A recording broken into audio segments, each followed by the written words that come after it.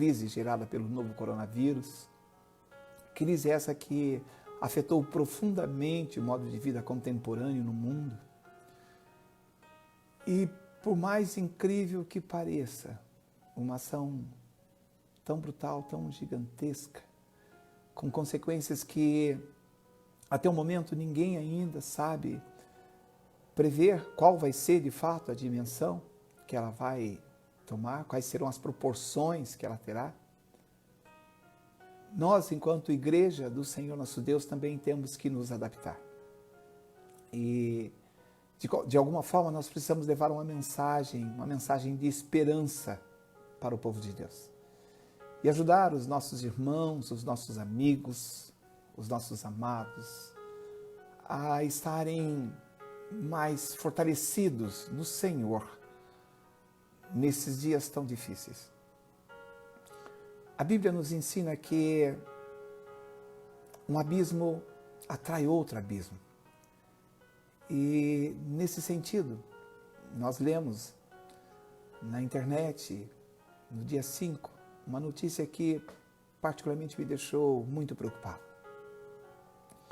Eduardo Massad, médico e matemático da USP, faz um comentário, uma análise sobre o Covid-19 que chamou muito a minha atenção. Ele diz, olha, pode ser que a Covid-19 não seja a pandemia mais grave a atingir a humanidade nos próximos anos. Acho que a pandemia do novo coronavírus está mais para um ensaio geral do Big One. O que viria a ser, meu irmão, o que viria a ser, minha irmã, o Big One? Eduardo se refere a um novo evento, a uma nova pandemia, mas não uma pandemia qualquer, a maior ou talvez a última pandemia que o globo terrestre possa experimentar. Ele afirma que essa pandemia pode matar bilhões de pessoas e poderia significar a extinção de toda a humanidade.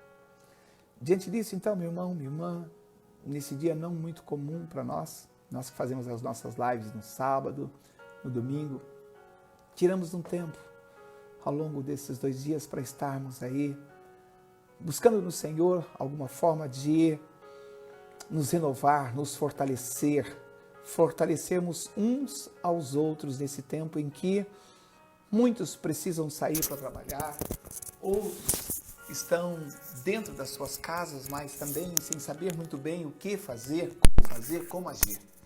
É tempo de nós estarmos na presença do Senhor nosso Deus, nos colocarmos na presença do Senhor nosso Deus, continuarmos confiando nele, esperando em Deus que, de fato, tudo isso seja apenas mais um vento que passe rápido sobre as nossas vidas, mas certamente ela nos deixará lições profundas. O tema dessa live nessa noite é Orando como Jesus. Orando como Jesus. Amém? E eu quero começar fazendo uma pergunta para você. Jesus orou. Jesus orou. E você? Tem orado? Essa vai ser a interrogação. Essa vai ser a pergunta que vai nos guiar de hoje até o próximo final de semana. Amém? Que você possa estar ligado, que você possa estar nos localizando aí nas redes sociais, mas acima de tudo, que você possa meditar nessas reflexões que nós teremos a partir de hoje, em nome de Jesus, abordando particularmente o tema oração.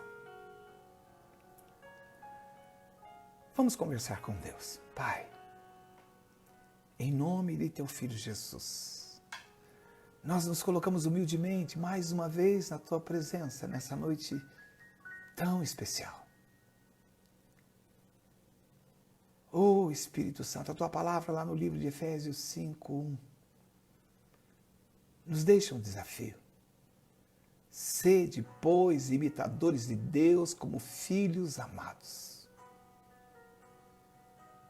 Oh, Espírito Santo, nós sabemos que não é fácil ser imitador de Jesus.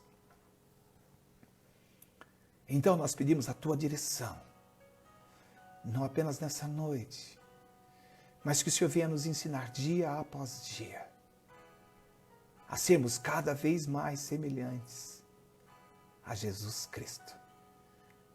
Fique conosco e nos conduza, em nome de Jesus. Amém, Senhor Deus. Amém, Jesus. Amém, Jesus. Amados, a Bíblia, o nosso manual de sobrevivência, como eu sempre digo, é um livro tão maravilhoso, tão desafiante e ao mesmo tempo tão surpreendente, que nos mostra um Deus encarnado, o Todo-Poderoso, o grande Eu Sou, desfilando pelas páginas das Sagradas Escrituras, chorando copiosamente e orando. Hebreus 5:7 nos mostra isso. O Evangelho de Lucas, capítulo 22, verso 44, mostra de uma forma muito profunda a dor e o estresse sofrido pelo Mestre. Não foi um estresse qualquer, uma dor qualquer como essas que nós estamos acostumados a reclamar. A Bíblia relata que foi algo tão intenso, mas tão intenso, que Jesus suava sangue. Oh, Jesus! Sabe, desde muito cedo, sobretudo os meninos, os guris, como nós falamos aqui em Mato Grosso, ouvem as suas mães dizendo, quase sempre aos berros, cala a boca, menino! Homem não chora. Eu não sei se você faz isso na sua casa. Eu não sei se você já falou isso para o seu filho, para o seu irmão. Mas eu quero te dizer nessa noite que a Bíblia mostra exatamente o contrário. Oh, Jesus! A Bíblia nos mostra que, diferentemente das nossas lágrimas, as lágrimas de Cristo não estavam acompanhadas, não estavam manchadas pelo pecado ou pelo arrependimento. Jesus não chorou. Jesus não orou por propósitos egoístas, por mágoas pecaminosas. Jesus não chorou, ou Jesus não orou, movido por um sentimento meramente superficial. Jesus chorou e orou pela morte do seu amigo Lázaro e pela dor que a família enfrentava. João 11:35 nos ensina isso. Jesus chorou ao olhar para Jerusalém alguns dias antes de ser crucificado. Lucas 19:41-44 nos revela isso. Jesus chorou de forma agonizante enquanto orava ao Pai lá no Getsêmani. Hebreus 5:7 nos mostra isso. Ele estava prestes a suportar sobre os seus ombros toda a ira de Deus por causa do meu e do seu pecado. Sabe, meu irmão, minha irmã, a agonia e o sofrimento do Mestre Jesus naquele momento foram tão intensos, tão intensos, tão intensos, que eu creio que estava passando um filme na vida dele. Afinal, embora ele fosse um homem perfeito, Jesus não contou com a sua própria força, com a força do seu braço, para cumprir o propósito para o qual ele veio a este mundo. Jesus orou, mesmo nos momentos mais difíceis, pela ajuda do seu Pai, o nosso Pai Celestial, para que as necessidades humanas não roubassem o o verdadeiro propósito dele. E isso o ajudou a manter em obediência. Hebreus 5:7 nos revela isso. Como dissemos logo no início, Jesus orou. Jesus se retirava do meio da multidão para orar. Jesus orava de madrugada, Jesus orava à noite. Jesus orava pelas pessoas, orava por si mesmo. Jesus mostrava a intimidade dele, a dependência dele para com o Pai. Novamente eu quero te perguntar, nesses dias tão maus, nesses dias de tanta insegurança, nesses dias em que o inimigo tem rugido como um leão, tentando roubar o nosso maior tesouro, você tem orado? Sabe, quando nós estamos apaixonados, nós queremos manifestar esse amor, mas manifestar das mais diversas formas. Nós queremos marcar território, nós buscamos surpreender a pessoa amada. Você é uma daquelas pessoas que não deixa passar um dia sequer sem dizer para sua esposa, sem dizer para o seu filho, sem dizer para os seus irmãos, sem dizer para os seus amigos o quanto eles são importantes, o quanto eles são especiais para você, o quanto você os ama? A verdade, meu irmão ou minha irmã, é que falamos àqueles que amamos de forma regular, quase que diariamente, de uma forma ou outra, nós manifestamos o nosso apreço, o nosso cuidado, o nosso carinho. E eu quero te fazer mais uma pergunta. O Pai Celestial, o seu Pai Celestial, está entre essas pessoas que você tanto ama? Você tem manifestado o seu amor, o seu carinho, o seu apreço pelo Senhor dos Senhores? Pelo nosso Salvador? E mais, será que ele aparece lá no topo da lista?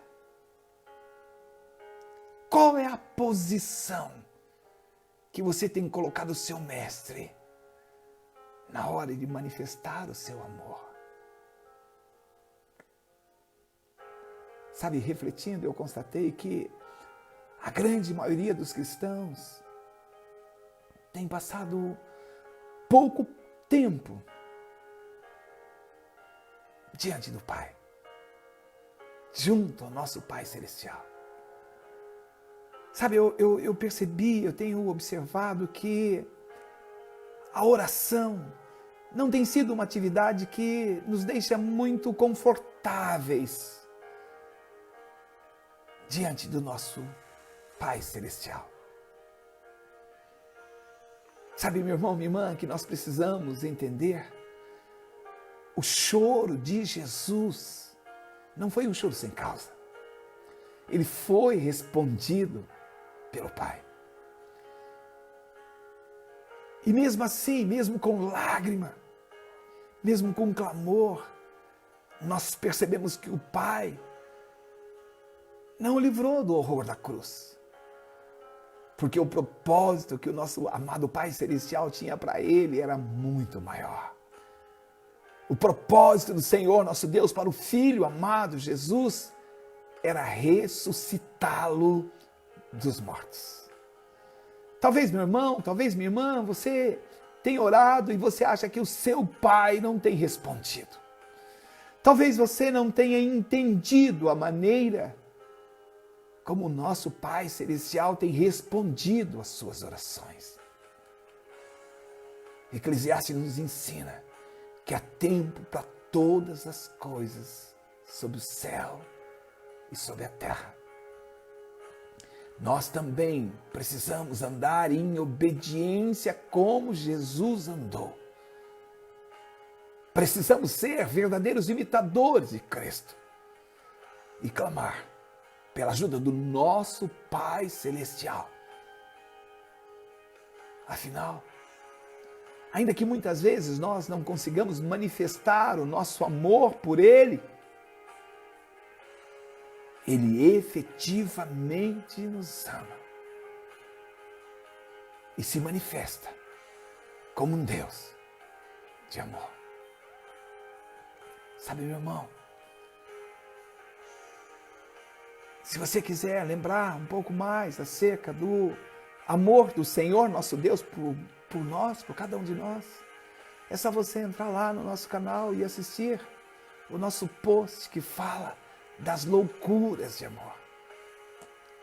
Certamente, ninguém praticou tamanhas loucuras por amor quanto o Senhor, nosso Deus. E quando eu fico refletindo sobre esse amor, pensando, conversando, escrevendo, mandando mensagens para os nossos amados irmãos, às vezes eu recebo alguns questionamentos e eu quero compartilhar com você um que eu recebi, veio bem longe, mais ou menos 1.500 quilômetros daqui de onde nós estamos. Veja a pergunta: Jesus não é Deus? Se ele era Deus, então por que ele precisava orar? Não sei se você já pensou a esse respeito. Não foi essa a pergunta que uma irmãzinha me mandou.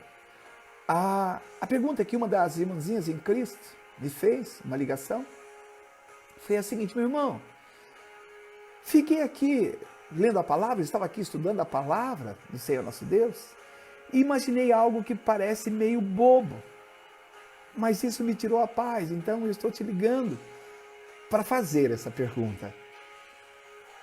Pedro era um pescador, um homem acostumado a lidar com o mar. Se ele era um pescador, se ele estava acostumado a lidar com o mar, então ele sabia nadar. Se ele sabia nadar, por que ele afundou? A pergunta dessa irmãzinha está lá em Mateus 14, 30, baseado ali no capítulo de Mateus, mas particularmente ali no verso 30. Eu não sei se você, vez ou outra, se pega com pensamentos como esse. Veja, Deus, ele era o próprio Deus, Jesus era o próprio Deus, então por que ele orava? E eu espero nessa live poder tirar essa dúvida sua, se ela também já bateu em algum momento, ou outras dúvidas semelhantes a essa, que por vezes nos tira a paz, como a dessa irmãzinha. Sabe, meu irmão, mais difícil do que entender o porquê Pedro afundou é saber como ele conseguiu andar sobre o mar. Eu creio e digo sempre, eu ministro sempre isso, que nós somos portadores de milagres. Irmã, você que está aí conosco, você é uma portadora de milagres. A sua casa é uma casa de bênçãos em nome de Jesus. Mas eu quero te lembrar que a atitude de fé de Pedro, de descer do barco, ir ao encontro do Mestre, é o que coloca o milagre em ação. Os milagres eram muito comuns na igreja primitiva, narrada lá no livro de Atos. Mas sabe por que os milagres eram muito comuns naquele tempo? Porque os irmãos daquela igreja primitiva tinham atitude. E eu espero que com essa live dessa noite, você também possa despertar essa atitude.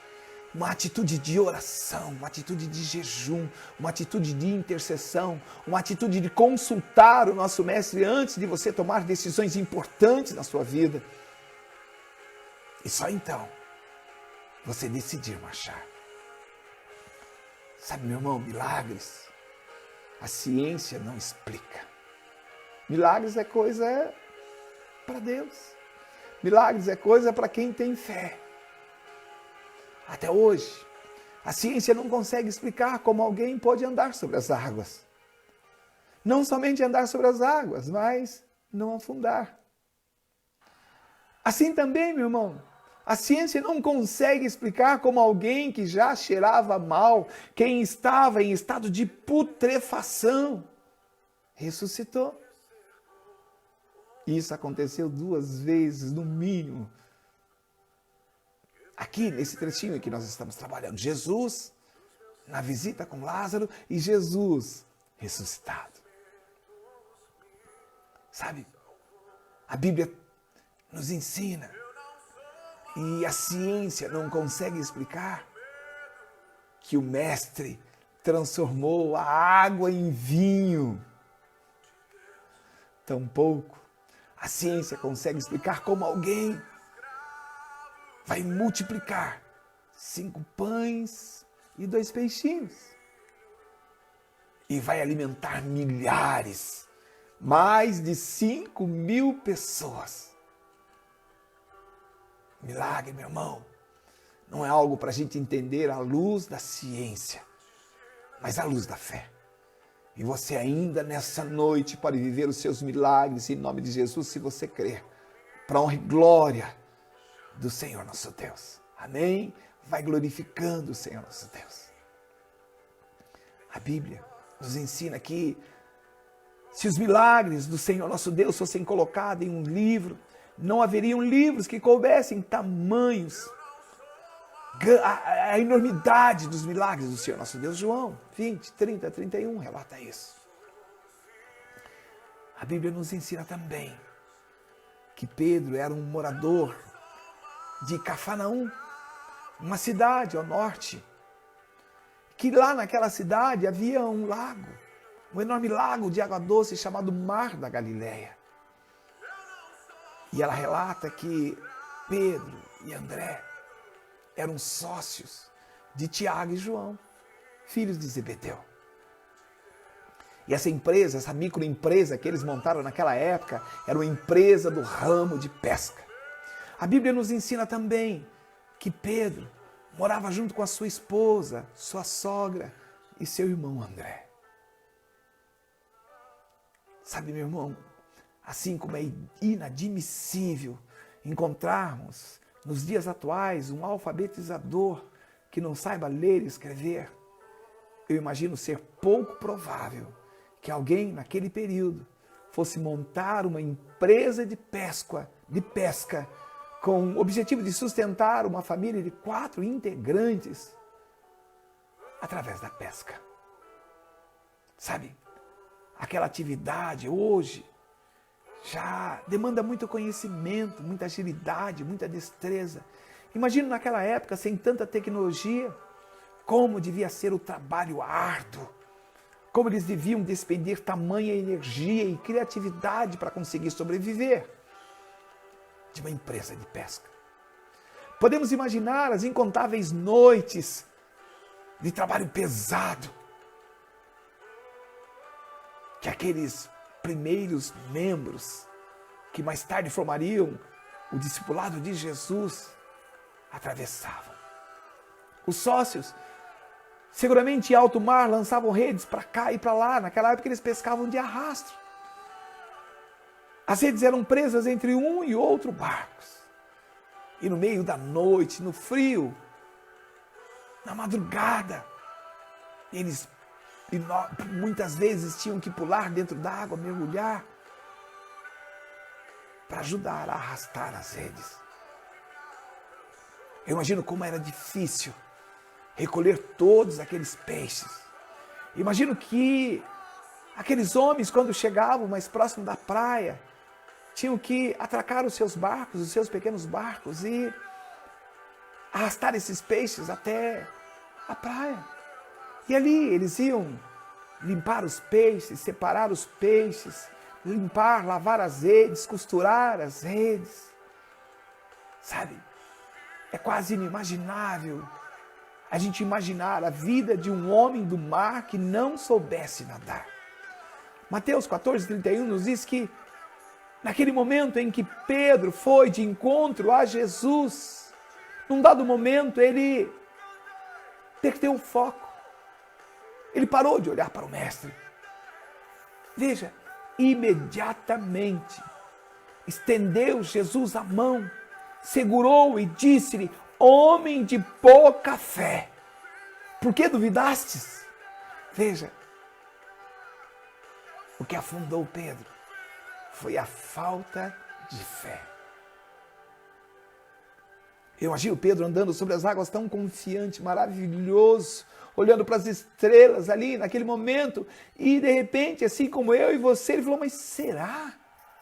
Sabe quando Deus está te abençoando ricamente, você fala assim: Deus, eu não mereço, nem abençoar, nem ser abençoado nós conseguimos ser. Nós achamos que nós não somos dignos das bênçãos do Senhor nosso Deus. Eu imagino Pedro naquela hora, sabe, aquele momento, o será, aquele simples momento, aquele segundo que ele titubeou, aquele momento de dúvida, fez com que ele afundasse. Muitas vezes isso acontece comigo, isso acontece com você, meu irmão. A dúvida é uma poderosa ferramenta destrutiva. Se nós nos entregarmos a ela, se nós cedermos a ela, ainda que seja por apenas um segundo, a nossa fé pode ser deteriorada, destruída, e fazer com que nós afundemos espiritualmente falando. Conheço muitos cristãos, pastores inclusive. Numa das últimas vezes que eu estive em Ibitinga, eu e meu sobrinho João Vitor fomos ministrar numa praça. E ali os moradores da praça começaram a se achegar a nós. E ali naquela roda, um disse para mim: pastor, eu posso cantar o hino? E nós dissemos: pode. Demos as mãos, e ali naquela praça, no meio de uma multidão de pessoas que atravessavam aquela praça, ele cantou e todos nós cantamos junto, e as lágrimas chegaram até os nossos rostos. E depois que nós acabamos de cantar, um outro que ali estava, que era o responsável por uma banquinha de jornal e revistas, que ficava ali naquela praça, disse assim para mim: pastor, eu conheço a palavra. Eu era pastor lá em Cuiabá. Hoje eu estou jogado aqui na praça, abandonado, mas eu tenho família. Eu tenho uma esposa, eu tenho filhos. Um dia eu ainda vou voltar para minha casa. E então, eu lhe ofereci uma carona e disse para ele: meu irmão, minha irmã, no início da semana nós estaremos voltando para Mato Grosso. Te levo até Rondonópolis, você vai estar pertinho, bem mais perto da sua casa. Infelizmente, meu irmão, minha irmã, 2 dias depois nós voltamos para fazer um outro culto na praça. E infelizmente, quando nós chegamos naquela praça, meu irmão, minha irmã, nós não vimos o pastor ali no meio dos outros moradores da praça. Então nós perguntamos para ele: o que é que foi? O que aconteceu? Perguntamos para os outros que ele estava: cadê o meu irmão cuiabano? Então, rapidamente, todos eles tinham uma história para contar. Você não sabe, pastor? Você não ficou sabendo? Ele foi preso. Foi roubar uns trocados para comprar comida. E acabou preso. Certamente, meu irmão, em algum momento, o inimigo das nossas almas penetrou na vida daquele irmão. Assim como aconteceu com Pedro. E naquele momento de dúvida, Satanás tomou conta. Satanás desviou o propósito do Senhor nosso Deus da vida daquele irmãozinho. Mas com Pedro foi diferente. O mestre estava ali, e ele o segurou na mão e disse-lhe: homem de pouca fé, por que duvidaste?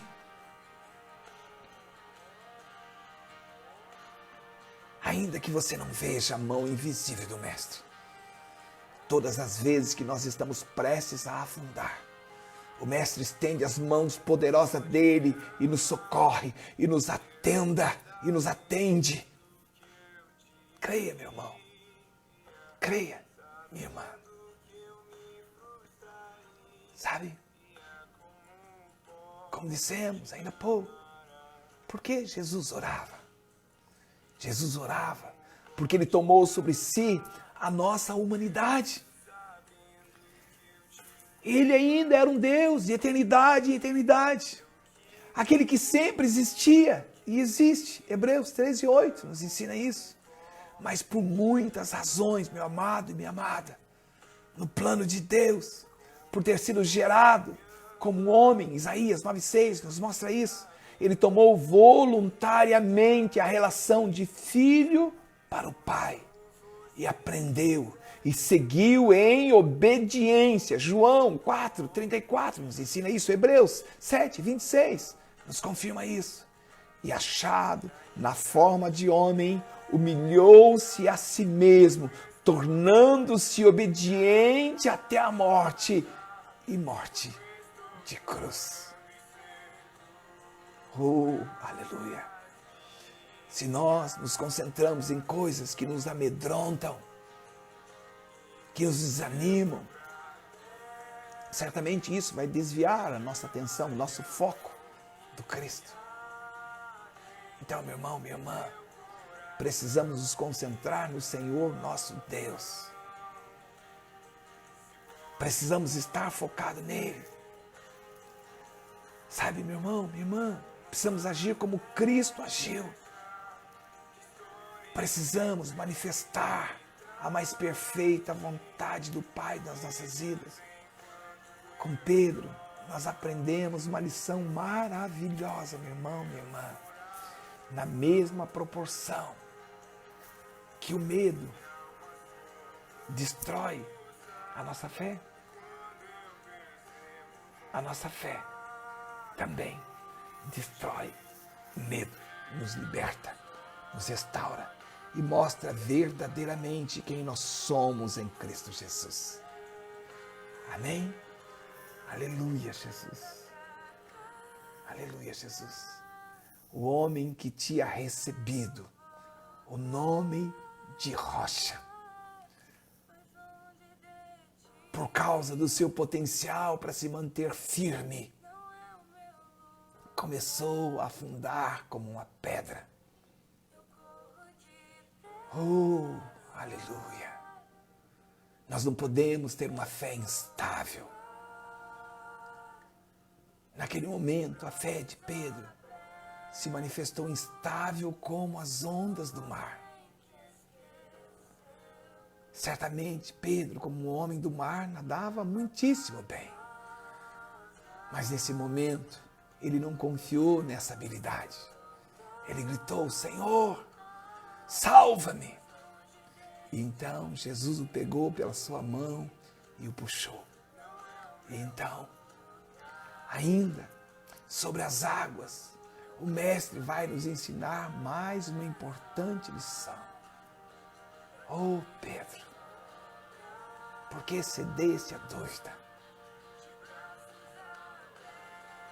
Muitos cristãos sentem-se satisfeitos com as bênçãos físicas e ficam tão satisfeitos que não anseiam os altos voos das maravilhosas bênçãos da presença do Pai. Pedro aprendeu a lição. E através de Pedro, dos milagres, das maravilhas que o Senhor nosso Deus manifestou na vida dele, certamente o Evangelho chegou até os nossos dias.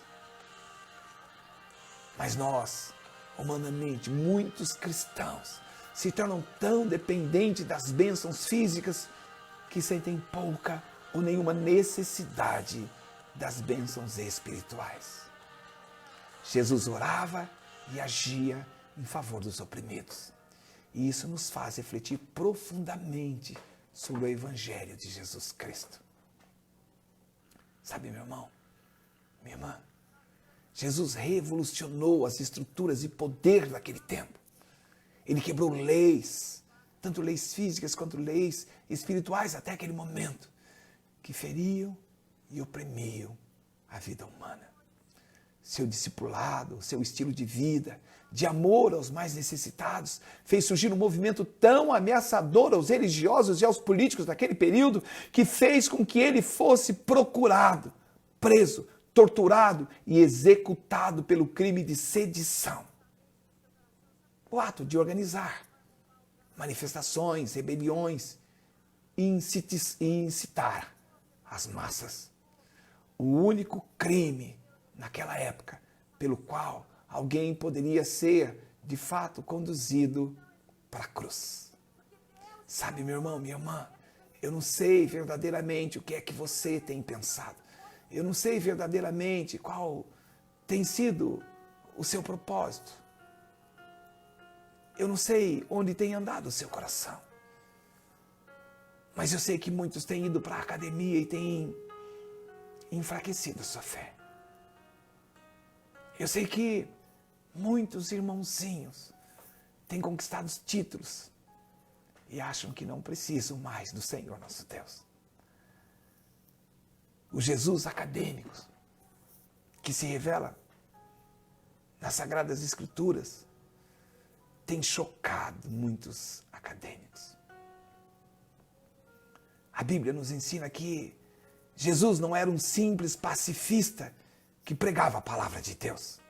Não era capitalista, não era socialista, nem tampouco comunista, mas sim um profeta que desafiou o Estado, anunciando a chegada de um reino poderoso, que não apenas pregou para ele, mas que por vezes, meu irmão, minha irmã, o converteu. Como aconteceu com Constantino, como aconteceu com Teodósio, imperadores romanos. E é por isso que o Estado romano decretou a morte do seu e do meu Jesus. O mestre do amor, meu irmão, abalou os alicerces mais sólidos das ciências e das instituições humanas. Não apenas ao enfrentar a cruz, mas ao discorrer, ao ensinar sobre a superação do caos da morte e sobre as janelas da eternidade. Embora o meu Jesus e o seu Jesus fosse plenamente humano, Jesus, o Filho do Altíssimo, não somente orava mais do que qualquer outra pessoa da Bíblia, mas as suas orações também se diferenciavam de todas as demais. Talvez porque já desde muito cedo ele tivesse um conhecimento perfeito, tanto das palavras como do propósito das Sagradas Escrituras, desde a sua mais tenra infância. Alguns segredos acerca do poder da oração de Jesus estão disponíveis nos evangelhos, reveladas através da comunhão. João 17, 21 diz que nós temos que ser um. Através da fidelidade, seja feita a tua vontade. Mateus 6, 10. Da cumplicidade, João 17, 1. Manifestei o teu nome aos homens que me deste. Eles eram teus e tu me destes. E eles guardaram a tua palavra. Jesus sabia que a oração era um diálogo com o Pai.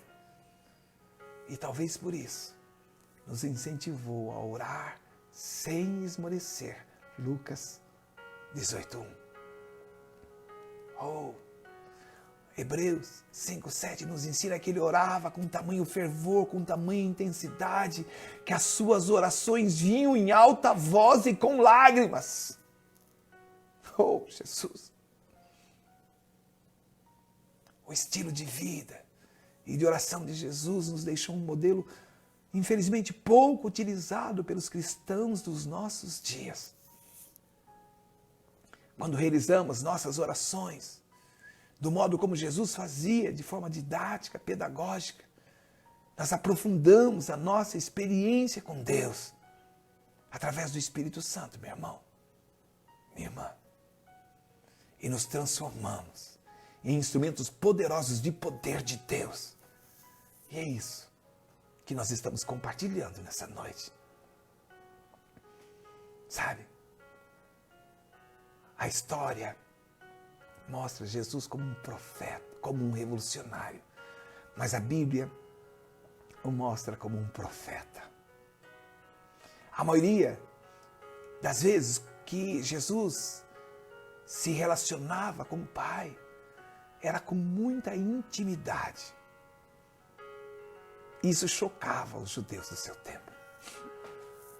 Sabe? Para a história, isso era um radicalismo. Portanto, os historiadores apresentam o meu Jesus, o seu Jesus, como um revolucionário. Talvez os judeus também o tenham visto assim. Afinal, até aquele momento, ninguém na história jamais havia se dirigido ao Senhor nosso Deus, o Todo-Poderoso, de uma forma tão íntima como Jesus fazia.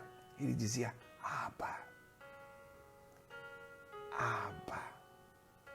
Os judeus tinham medo até mesmo de usarem o nome de Yahvé.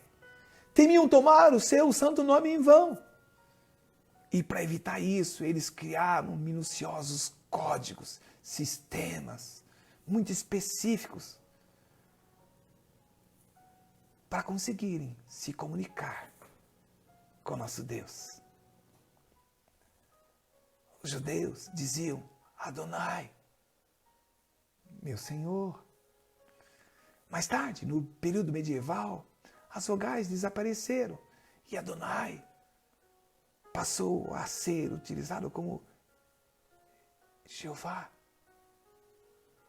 Portanto, o nome do Senhor nosso Deus era tão temido entre os judeus que os judeus não aceitavam que Jesus, um ilustre desconhecido até então, se referisse ao Todo-Poderoso como Paizinho, Abba, Papai querido. Para eles, é o Shaddai, o Todo-Poderoso, Gênesis 17, 1 a 22. Yahvé Raá, o Senhor é meu pastor, Salmos 23, 1. Yahvé Nissi, o Senhor é minha bandeira, Êxodo 17, 15. É o Elohim, o mais elevado, o mais forte, o forte dos fortes, Isaías 14, 13. Nem mesmo os escravos poderiam se dirigir ao dono da casa como Abba, porque esse termo era considerado íntimo demais, pessoal demais. Normalmente, somente as crianças muito pequenas usavam esses termos, que era tido como inocente, para referir aos seus próprios pais. Um judeu, então, jamais se referiria ao Senhor nosso Deus, ao Todo-Poderoso, com a palavra Abba. Sabe? Jesus ousou e ensinou uma nova maneira de orar. Então, lá em Mateus 6, ele ensina aos seus discípulos, Pai Nosso. Pai Nosso. Oh, aleluia! Imagine vocês no meio de uma sociedade em que as pessoas mudavam o nome do Senhor nosso Deus com medo de serem destruídos. Chega alguém e diz, Abba, Pai, Pai Nosso. Isso causava estranheza. Isso causou espanto. Isso gerou divisão no meio dos judeus. Isso gerou uma nova religião, o cristianismo. Sabe? A pedagogia do Pai Nosso, a maneira como Jesus orava, nos ensina algumas coisas muito especiais. Jesus nos introduz ao novo relacionamento com o Pai, com o Senhor nosso Deus. Mas não era um relacionamento qualquer, era um relacionamento que mostrava que nós fazíamos parte da família do Senhor nosso Deus. Um relacionamento com intimidade, com familiaridade. Um relacionamento na vertical, de filho para pai e de pai para filho. No ministério de Jesus, nós aprendemos que ele não curava as pessoas porque queria se mostrar, porque quisesse mostrar o seu poder. Ele curava as pessoas porque queria ver os doentes ficarem livres do sofrimento. Ele não expulsava os demônios porque queria mostrar a sua espiritualidade, mas porque queria vê-las libertas da opressão de Satanás. Jesus nos ensina algo precioso. Ele orava antes de iniciar o seu ministério, imediatamente após o seu batismo. Mateus 4:2, Lucas 2, 21 a 40, mostra que Jesus passa 40 dias em jejum e oração. Lucas 3, 21 mostra que Jesus ora lá no seu batismo. E a palavra mostra que lá nesse momento, o Espírito Santo desceu na forma corpórea de um pombo. E uma voz bradou dos céus, dizendo: Tu és o meu filho amado, em quem eu me comprazo. Aleluia. Jesus ora antes de escolher os 12 apóstolos. Lucas 6, 12 a 13. Jesus nos ensina a orar. Mateus 6, 9 a 13. Depois da rejeição, olha, Jesus também foi rejeitado diversas vezes, até mesmo no ventre. Mas lá no episódio de Corazim, Betsaida e Cafarnaum, Mateus 11, 20 a 26, mostra que mesmo depois de Jesus ter operado milagres e maravilhas, após ter passado 3 dias naquela cidade, ele foi rejeitado. Sabe então, meu irmão, minha irmã, se você estiver se sentindo rejeitado nessa noite, se você já se sentiu rejeitado de alguma forma em algum momento da sua vida, e você carrega essa mágoa ainda dentro de você, e você vive se perguntando por quê? Por quê? Eu não fiz nada para ele ou para ela. Fez sim, meu irmão, minha irmã. Você faz parte da família da fé. Isso incomoda. Isso causa rejeição. Isso causa espanto. Sabe? Nós aprendemos, em Mateus 14, 13, que quando as coisas iam mal, Jesus orava. Esse episódio narra o momento em que ele recebe a notícia da morte do seu primo, João Batista, aquele que o batizou. Sabe, Mateus 26, 42 mostra que mesmo no momento de dúvida, no momento de luta, no momento de choro, de dor profundo, de suor, de sangue, ele colocou a vontade do Pai acima da sua própria vontade. Mateus 14, 23 mostra que Jesus tinha uma rotina de oração. Tendo despedido a multidão, subiu sozinho a um monte para orar, para conversar com o Pai. Ao anoitecer, lá estava ele de novo, sozinho, conversando com Deus. João 8,2 mostra que Jesus orou antes do episódio da mulher adúltera. João 6,11 mostra que ao invés de murmurar, ele orava. Antes da última ceia, momento de despedida, de dor. Talvez ele pudesse estar triste. E ali, didaticamente, ele diz: fazei isto em memória de mim. Ele não somente compartilhou da refeição, mas num ato de humildade, lavou os pés dos seus discípulos. Ali ele estava do lado daquele que o trairia. E o mestre escolheu amar. Mesmo antes da cruz, Jesus ora. Sabe? Eu fico imaginando, e você e eu, diante das dificuldades, qual tem sido a sua postura, qual tem sido a sua posição?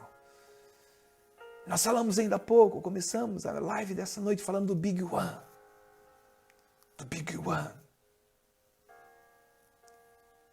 Os cientistas já estão projetando que a próxima onda, bilhões de vidas serão ceifadas.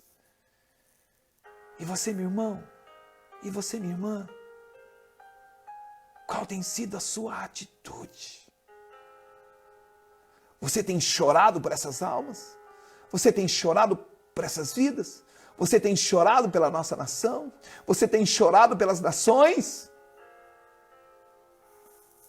Conforme nós dissemos no versículo base dessa noite, meu irmão, minha irmã, Efésios 5:1. Sede, pois, imitadores de Cristo. Precisamos imitar o nosso Senhor. Então, mais uma vez, eu quero lhe perguntar, meu irmão, minha irmã, homem chora? Jesus chorou. Se o meu povo que se chama pelo meu nome se humilhar e orar, esta é a hora. Meu irmão, minha irmã, não espere o Big One. É tempo de clamarmos. É tempo de chorarmos na presença do Senhor. Ainda dá tempo. Que o Espírito Santo de Deus possa ter te tocado através dessa live. Que você possa definitivamente olhar para o exemplo de Pedro. Não deixe, meu irmão, minha irmã, que por um instante você vacile diante do Mestre Jesus. Ainda que você saiba nadar, o inimigo pode te fazer afundar. O inimigo pode fazer com que a sua fé naufrague. Mas assim como o Mestre Jesus estendeu as suas mãos para Pedro, certamente ele estenderá as mãos potentes dele e te segurará para a glória do Senhor nosso Deus. Mas a minha oração nessa noite é que as mãos do Mestre estejam disponíveis para você, mas para outras experiências, para outros milagres e maravilhas, em nome de Jesus. Afinal, nós não vamos cometer os mesmos erros. Nós já aprendemos com Pedro. Em nome de Jesus. Nós não vamos cometer os mesmos erros. O Big One não será uma realidade, porque nós aprendemos com o Mestre Jesus. Levantemos um clamor pela nossa nação. Levantemos um clamor pelas nações. E então, o Big One não passará de uma mera especulação científica para a honra e glória do Senhor nosso Deus. Pai, em nome de Jesus, eu te agradeço por todas as pessoas que estiveram conosco nessa noite. Te agradeço por todas aquelas que ainda, Pai, terão acesso a essa live, porque ela ficará, em nome de Jesus, hospedada, tanto no YouTube quanto no Facebook. Que ela possa percorrer o mundo, Deus, e nos ensinar que nós podemos chorar na presença do Senhor, que nós podemos clamar diante de Ti, que nós possamos entender que os milagres ainda estão disponíveis e acessíveis quando nós dobramos os nossos joelhos no secreto do nosso quarto. Fale com cada um e cada uma, Deus, através dessa palavra. Continue nos ensinando, Mestre, em nome de Jesus. Em nome de Jesus. Em nome de Jesus. Meu irmão, minha irmã, se você se sentiu abençoado, se você se sentiu abençoada, indique essa palavra para outros irmãos, para outras irmãs. Entre no nosso canal se você não entrou ainda e se inscreva no nosso canal. Tire uma tarde, tire um tempo para que você possa entrar no seu Face, visitar os seus amigos e colar lá um link da nossa página e peça encarecidamente para que eles nos ajudem a atingir 1000 inscritos no canal, para que o YouTube possa estar nos indicando os nossos vídeos, para que outros irmãos possam ser abençoados assim como você certamente está sendo nessa noite. Em nome de Jesus. Curta os nossos posts. Deixe os seus comentários em nome de Jesus. Dê o seu testemunho do poder e do amor do Senhor nosso Deus para estimular outras pessoas a crerem na palavra do Senhor nosso Deus. Então, nós estaremos fazendo aquilo que o Mestre nos ensinou, sendo como Jesus.